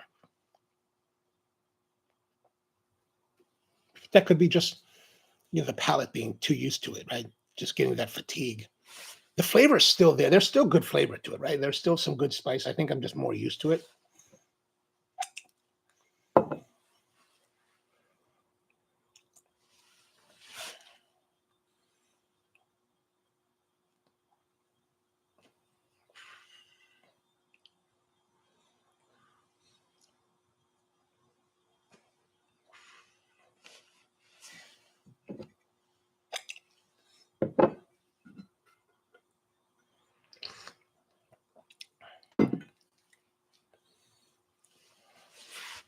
So what else been going on? Anything else? I've been working on some projects. You can see kind of over here, over my shoulder, you can kind of see it. There's a little table, a little pedestal table right there. You can kind of see it. It's not too easy. It's still kind of, it's not fully, it's assembled, but it's not securely assembled, so I can't really move it. Otherwise, it kind of falls apart. But I'm just kind of mocking it up. And then there's another thing that looks kind of like a bulldogish kind of thing. That's kind of a prototype, this thing here. That's what's actually called a kudkuran. And in the Philippines, we have this thing called kudkuran. And the kudkuran is basically this basically it's a iron implement that has this really gnarly head on it. And what it's for is you take a coconut and you split the coconut in half, and then the coconut meat, you use this to hook the meat off of it. So you can shred the coconut meat and get it off of there.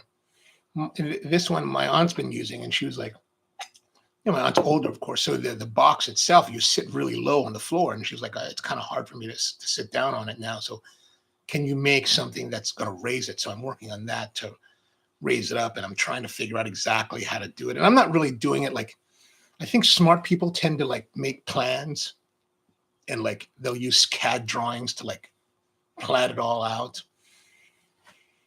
I'm not doing any of that because I don't really understand how to do that. So I got a bunch of like wood, and I'm just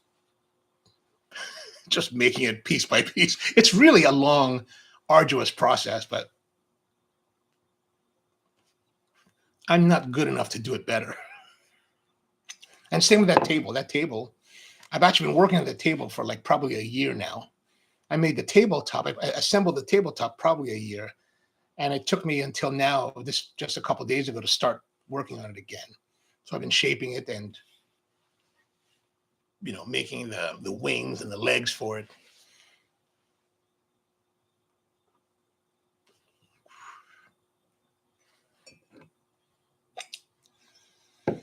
But the progression is interesting because, like, when I started, like let's say like a year ago, right?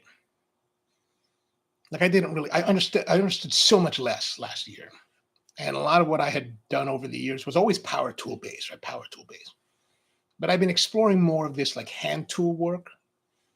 And I remember I was watching a video from some YouTuber talking about making something. I don't remember what it was, but he's making something, and he's showing a technique to do this, to make a part. And I was like, you're using a router. And I was like, you're using a router. All this router takes you all this time to set up when you could use a hand plane to get it done faster. And I was like, oh, I think I've reached a different milestone, because now I'm thinking like I would do that with a hand plane because it would be easier to approach.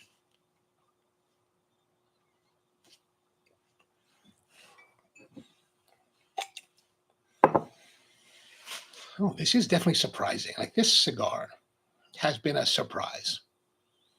13 years old, and it's still performing admirably. Very robust, very interesting, good complexity.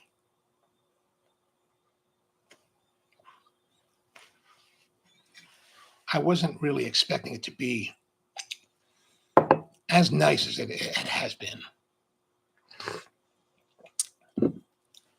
I was really kind of worried that it was going to be a bit fallow.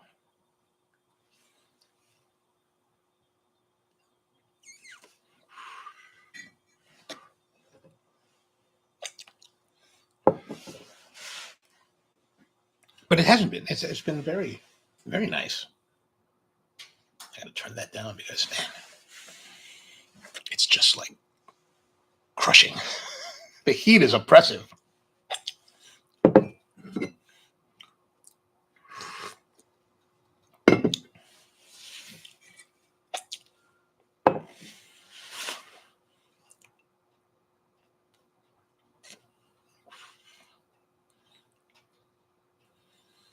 I was thinking this week. I was thinking about going to Philadelphia.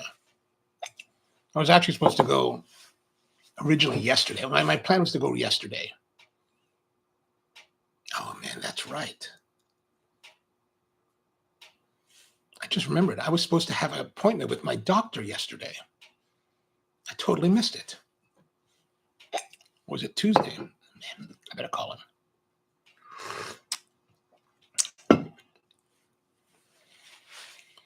But I was supposed to go to Philadelphia for this show called Pack Expo, which is a biennial trade show that is specifically about packaging, for products and shipping and things like that. And I went to it 2 years ago. Fascinating stuff, but I just been feeling like I don't really want to go. I don't really want to go anywhere. I'm like, oh, I just want to stay at home. And then last year, I went to something called the American Craft Council. They have a jury craft show at the Baltimore Convention Center, and it actually starts tomorrow. And I went to it last year on the first day on Friday, and it was really great. Really had a great time. Really interesting stuff. But I'm also feeling like I don't feel like going. Like even down to downtown Baltimore, which is like 20 minutes or 25 minutes away. I'm like, I don't want to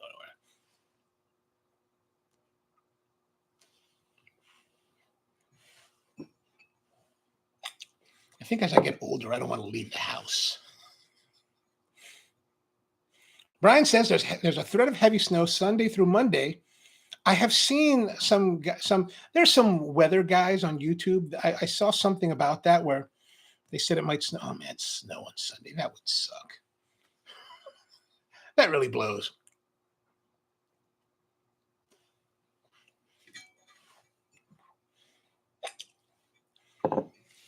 We're just getting to the point here. I'm presuming that it's like this in other parts of the country where we've had. One of the things about Maryland that I've always been kind of down on is, we'll get snow here once a year, twice a year sometimes, but it's always very fleeting. Like it'll snow and maybe drop 6 inches and be like, and I think that snow on the landscape is really beautiful. Like I love the white, I love it all. But we've had we as you guys know, we've had snow, and then we had a lot of snow, and then it was been bitterly cold, so the snow didn't melt. And like I'd watch these people on the news, and they're like complaining. They're like, the city hasn't done anything. I said, well, what do you expect them to do? Like we're used to a situation where it snows, and then it's warm, and then it all melts, so it gets removed really easily. Where here it's just been cold, so it never melts and just kind of piles, and you can't. And unlike rain that runs off, nothing runs off when it's frozen, so it never gets cleared. I don't know if any city like Baltimore that's not used to like Buffalo would be different. Like they're just used to it. Like they're well equipped for that kind of thing. But here, we're not really. So it's kind of more difficult. But I have been enjoying the fact that we've had a lot of snow for a long time, but more snow? That doesn't sound very appealing. Andrew says, I only just got my car free of ice yesterday. Man, I hear you on that. Gosh. Especially you got that Mustang. It's not really well suited to snow.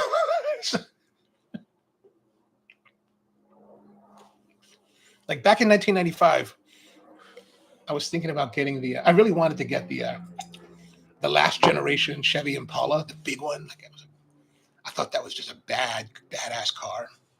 I went to go look at them, and I was like, man, this is awesome. It'd be awesome to have this power, right? This power. I ended up getting a Land Rover, but which was the better choice because, man, like I can imagine, like having that car in the snow would have really been problematic.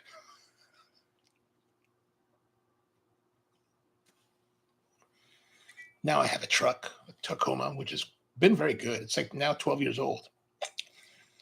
Older than this, no, is that right? Yeah, no, younger than this cigar, 2014. As old as the coffee.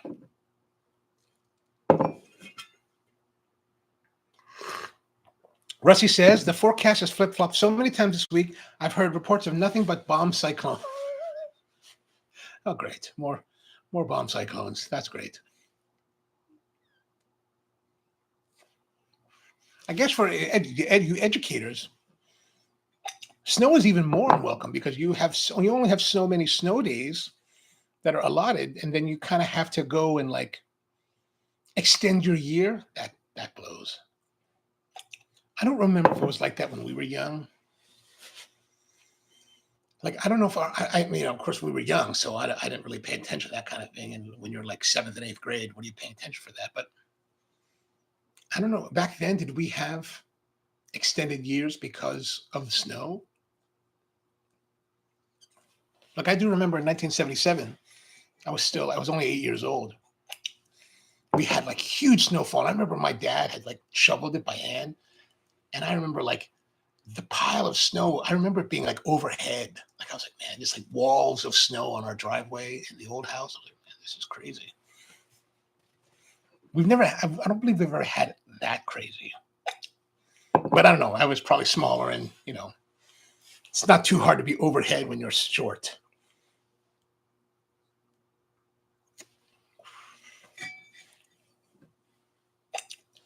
We're coming down to it.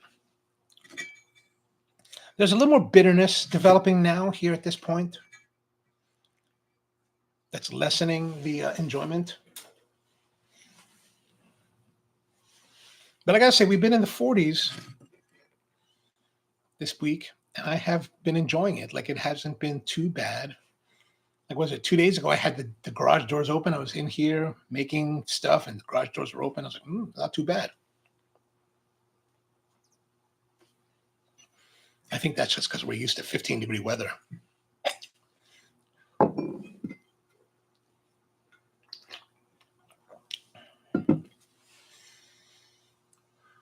Definitely, there's a weightiness to the cigar. I feel it kind of in the tummy.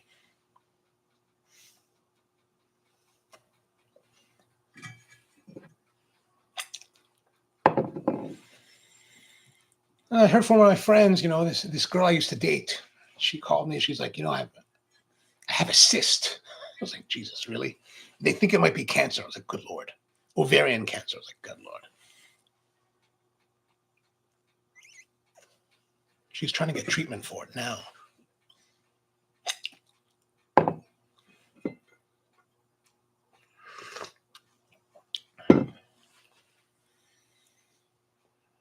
I know a couple girls that have died from cancer over the years. Old girlfriends. I was like, man.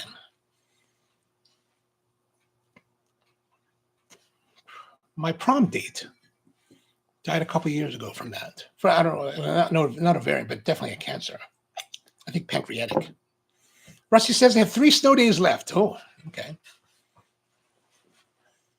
And then we have 3 snow days left. So once you go to day 4, then you have to add a day. Is that correct? That's my understanding. Is that correct? I found out here in Maryland that my niece and nephew were at home after the snow for like a week, and I was like, "What? You're home? Why are you guys home? No school?" I was like, "No school. Why? Roads are kind of clear." But then I heard like reports from like they had like people that were still falling under buses because like it's still icy. I was like, "Oh, okay, I guess that's why you can't really be safe to get to school. That's not a good thing."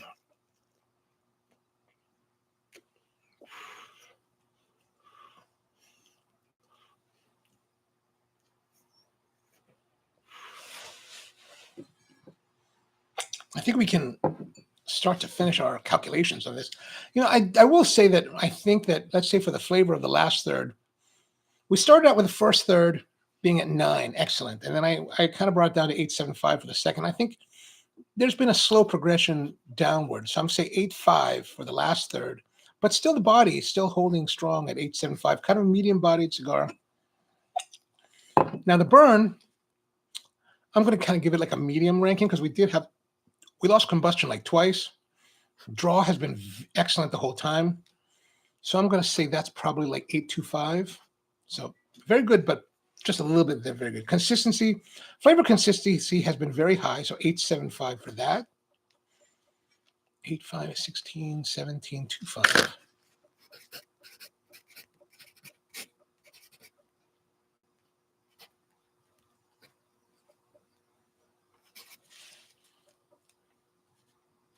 Then 8.75, 17.5. Now, overall score, I'm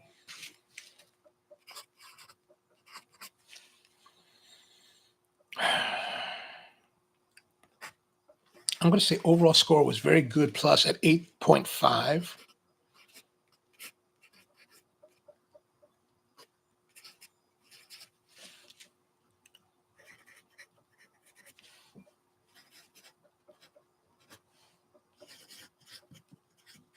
So our total score for this cigar, the vintage 2013 Fratello Classico Boxer,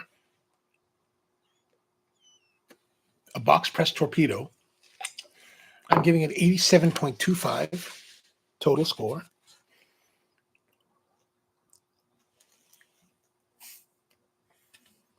Which I think is a very strong showing for this cigar, especially of this age. Rusty says, "Got to go to bed." Great show. Let's make 329 happen. Definitely, we're going to make that happen for sure. All right, so that's pretty much at 87.25. So I think that's a very good score for this cigar. I know you can't really get these cigars anymore, but if you somehow come across them, try them. And this makes me want to explore the current Fratello line to see how they are. All right, well, I guess that's it for this week. Thank you very much for hanging out with me, as always, on the Thursday Night Hang. Always good to see all of you. Appreciate it.